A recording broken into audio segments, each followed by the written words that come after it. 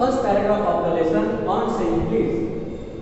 Before going further, the scene is there is a liftman who takes passenger to the top of the building or wherever the passenger wants to go, to the first floor, second floor or third floor. One day a passenger comes and he says to the liftman, top.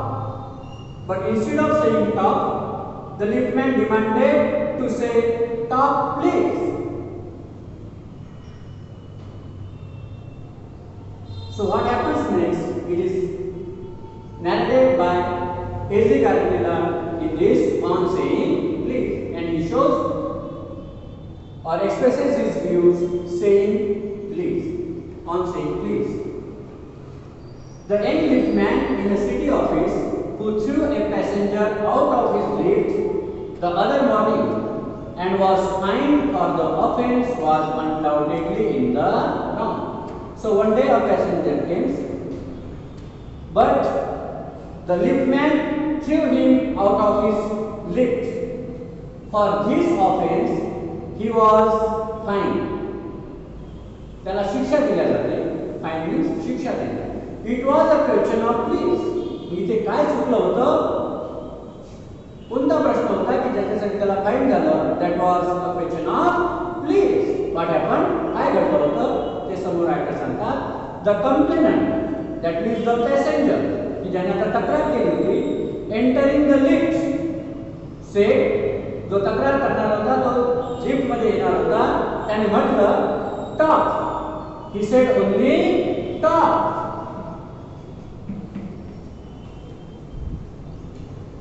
But the liftman demanded top please. Passenger said top, and liftman demanded top please. Here was the question of please. The question of please. So passenger said only top, and the liftman demanded top please. That was the question of please.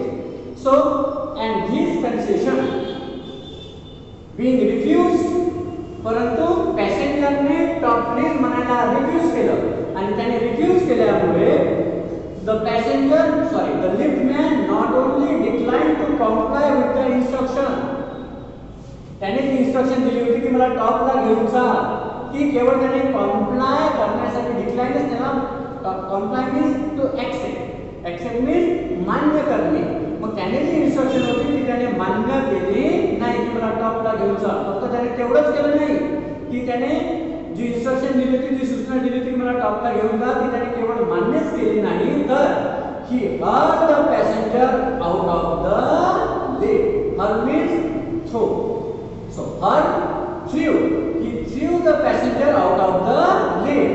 त्याने त्याची जी सूचना होती की मला टॉपला घेऊन जा, पण त्याने म्हटलं की मला टॉप प्लीज म्हण, परंतु त्याने टॉप प्लीज न म्हटल्यामुळे त्याने केवळ त्याची सूचना अमान्य केली नाही, तर त्याला आपल्या लिफ्ट मधून बाहेर सुद्धा फेकलं.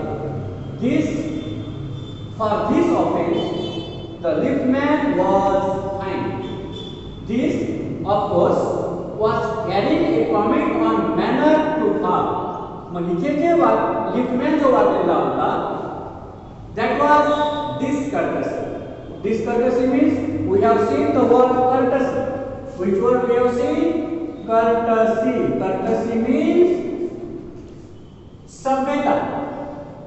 वागण्यातला जो शिष्टाचार असतो, सौजन्य असते, that is called courtesy. आणि जी असभ्यता असते, so there is the opposite word of courtesy, that is discourtesy. Discourtesy means अशिष्टाचार किंवा असभ्यता. So discourtesy is not a legal offense. परंतु असभ्यतेने वागणे हा काही कायद्याने गुन्हा नाही, and it does not excuse.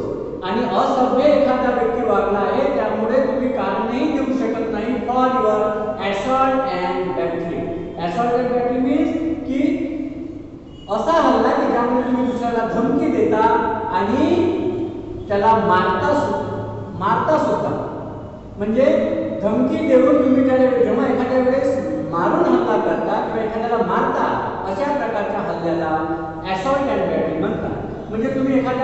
गेला, त्याला मारलं, त्याला धमकी दिली आणि तुम्ही मग कारण सांगाल की तो माझ्यासोबत सभ्यतेने वागला नाही, असभ्यतेने वागला, तर याच्यासाठी तुम्ही असं कारण सांगू शकत नाही. Because it is discourtesy is not a legal offense.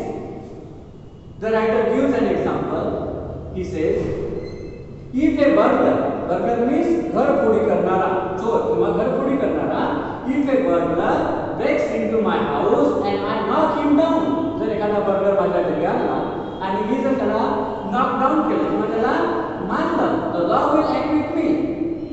The law will acquit me. Acquit means निर्दोष सोडणे, without penalty, without any offense. The law will acquit me, मला निर्दोष सोडेल.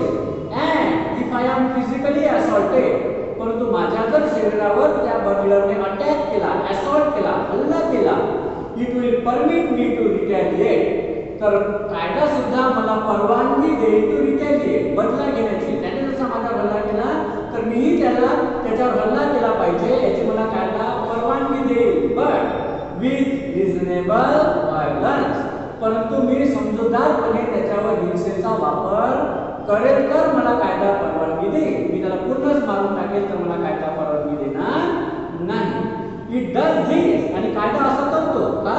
Because the burglar and my assailant, burglar म्हणजे घरफोड्या, आणि घरफोडी करत असताना त्याने जर माझ्यावर हल्ला केला तर तो झाला हल्लेखोर, means assailant. The burglar and my assailant have broken, कायदा मला का परवानगी देईल? Because the assailant who was the burglar and my assailant have broken quite definite commands of the law.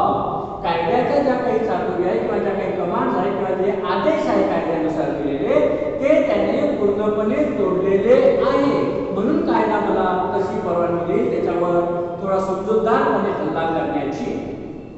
But no legal system, परंतु कोणतीही कायदेशीर पद्धत could attempt to legislate against bad manners, परंतु असभ्यतेने वागणे, असभ्यतेच्या विरोधात कोणत्याही कायदेशीर पद्धत अशा प्रकारचं लेजिस्लेट किंवा कायदा करू शकत नाही. लेजिस्लेट मीन्स कायदा करणे, टू मेक रूल्स.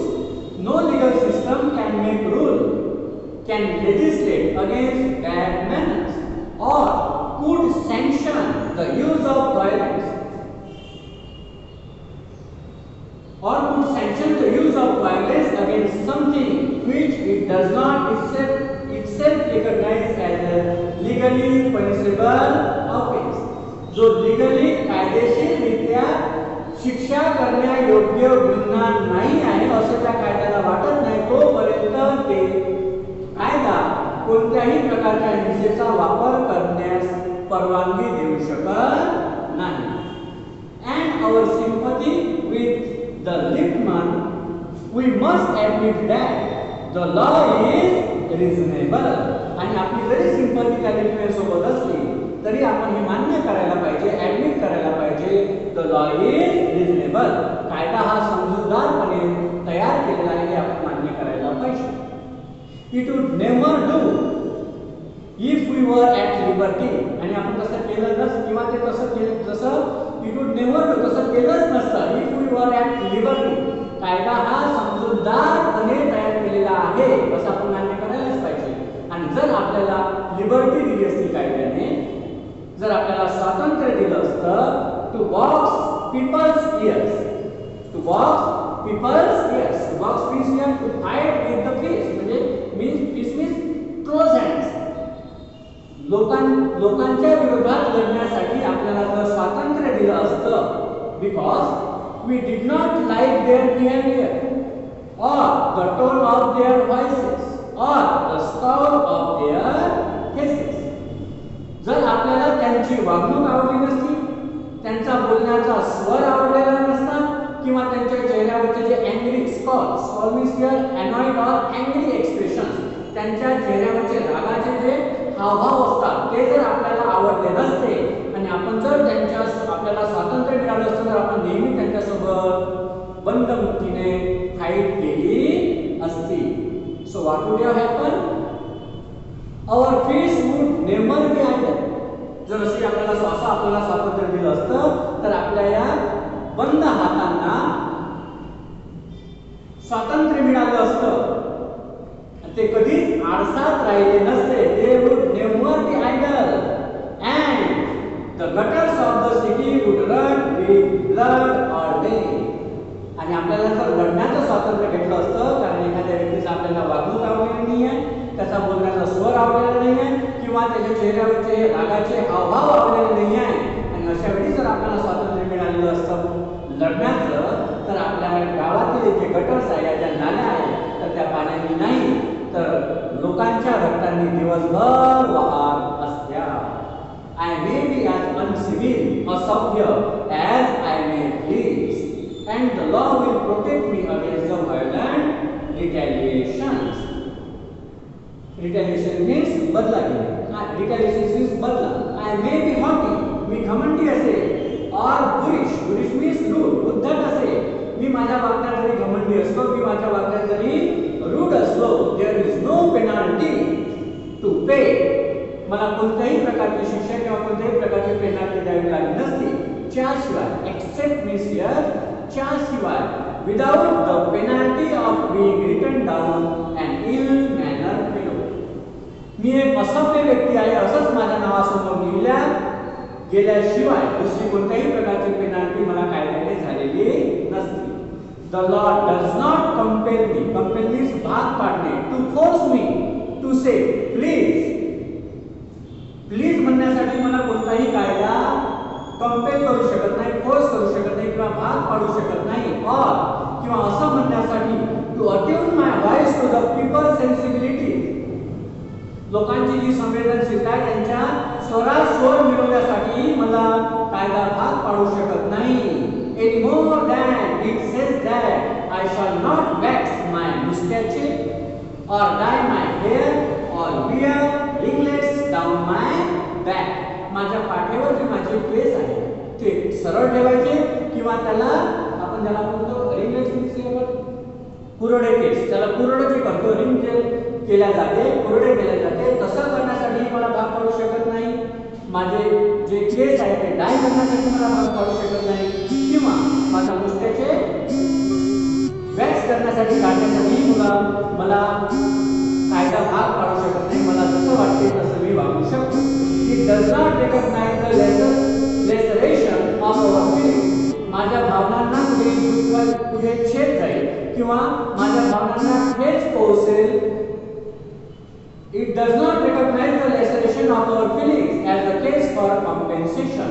कायदा कुठेही माझ्या अशा प्रकारच्या भावनांना ठेच पोहोचल्यानंतर त्याला कोणत्याही प्रकारचं कॉम्पेन्सेशन मोबदला मिळेल अशी कायद्यात कुठेही तरतूद नाही. There is no allowance for moral and intellectual damages in these matters.